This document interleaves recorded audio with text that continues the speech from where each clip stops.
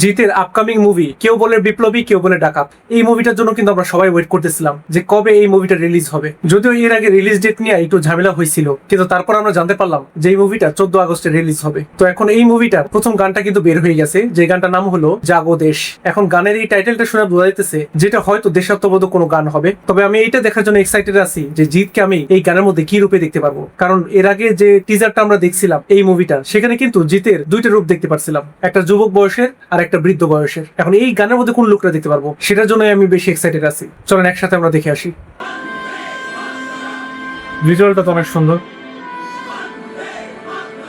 ও, তাহলে আমি প্রথমেই যে বললাম যে আমি আসলে এক্সাইটেড আছি জিতকে দেখার জন্য, মেনলি জিতের লুকসটা দেখার জন্য। হ্যাঁ, শুরুতে আমরা দেখতে পারতেছি এই যে যুবক বয়সের যে লুকসটা জিতের। হ্যাঁ, এটা আমি আসলে আশাও করছিলাম যে হয়তো শুরুর দিকে এরকম লুকসে হয়তো দেখতে পারবো। ও, জেলের মধ্যে না? এখানে তো একদমই ইচ্ছা নাইতেছে না জিতকে, মানে জিত এটা বোঝা যাইতেছে, কিন্তু এই লুকটাতে কিন্তু অনেক সুন্দর লাগতেছে, অনেক ভালো লাগতেছে আর কি, মানে এই ক্যারেক্টারে মানাইতেছে আর কি। হ্যাঁ, জিতকে কারো সামনে আর পাকা নদ করবো না, চুকি মরি লোকরে মরবো, ভয় পেয়ে পড়বো না। মাগো তোর ছেলে হাতে লেখা পিঠে শিখে হাত, আমি স্বাধীন করে আঙ্গো আঙ্গি করছি অঙ্গীকার। তুই চাইলে কলি দান, আসি মুখে দেব প্রাণ।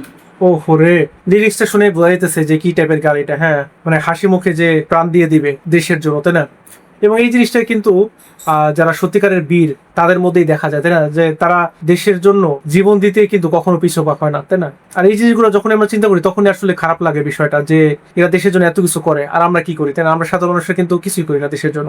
তো আসলেই তুই চাইলে বলিদান, হাসি মুখে দেব প্রাণ।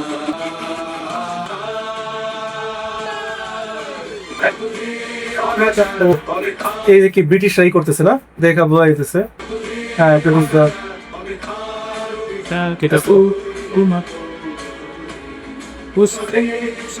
উফ, এই যে ব্রিটিশদের অত্যাচার, এটা দূর থেকে দেখতেছি কিন্তু কিছু করতে পারতেছে না, তাই না? এই কারণেই তো আসলে বিপ্লবী হয়, তাই না? জিতের ক্যারেক্টার আর কি এখানে।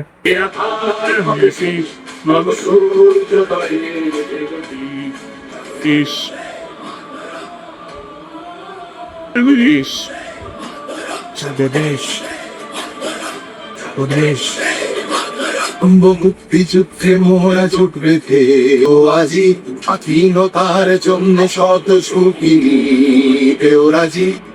এখানে কি সাধারণ মানুষদের আসলে শিখাইতেছে, তাই তো জিত?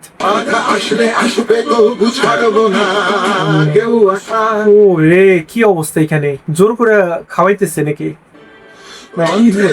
ছড়িয়েছে ইনকিলাবের ভাষা, তোর কান্না মুছিয়ে। রে, এই যে বৃদ্ধ লুকসটা, এই লুকসটার কথাই চিন্তা করতেছিলাম। এই লুকসটাতে কিন্তু দুর্দান্ত লাগছিল যখন আমি ফার্স্ট টাইম দেখছিলাম এটা টিজার। হ্যাঁ, টিজার যখন এই বৃদ্ধ বয়সের লুকটা দেখছিলাম জিতের, আমি জাস্ট ওইখানেই দেখে অবাক হয়ে গেছিলাম যে জিতকে এই বৃদ্ধ বয়সের ক্যারেক্টার এত ভালো মানাইছে, জাস্ট অসাধারণ। কিন্তু মা রাখবো তোর ইমান, তোর কান্না মুছিয়ে।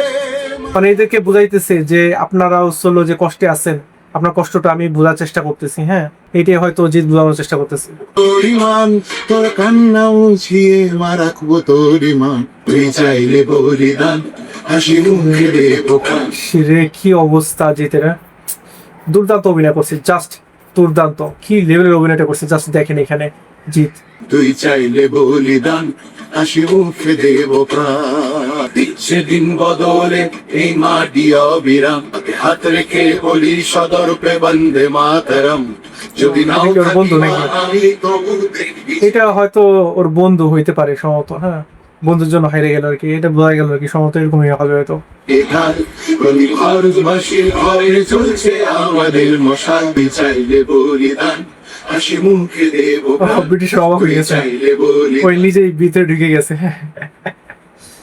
ওরে রে, কি লুক না! এই লুকটা কিন্তু আমরা এর আগেও দেখছিলাম কি টিজারে সম্ভবত। হ্যাঁ, হাসি মুখে দেব বা ফার্স্ট লুকে আমরা দেখছি। ওরে, কি মারতেছে রে! এটা দেখেই তো আসলে খারাপ লাগে, এই জিনিসগুলো, এই সিনেমাগুলো দেখলেই খারাপ লাগে। হ্যাঁ, এরা কতটাই না অত্যাচার সহ্য করছে, তাই না, ব্রিটিশদের বিরুদ্ধে লড়াই করতে চাই। আসলে এই জিনিসগুলো যখন আমরা চিন্তা করি তখন কিন্তু আসলে খুব খারাপ লাগে যে ব্রিটিশরা কি লেভেলের অত্যাচার করছে, হ্যাঁ, এই ভারতীয় উপমহাদেশের উপর। লিখেছে কলম টুটে যায় কথা হবে না কেউ মিলান করাতে ও সবে এরা থার হবে বলছে না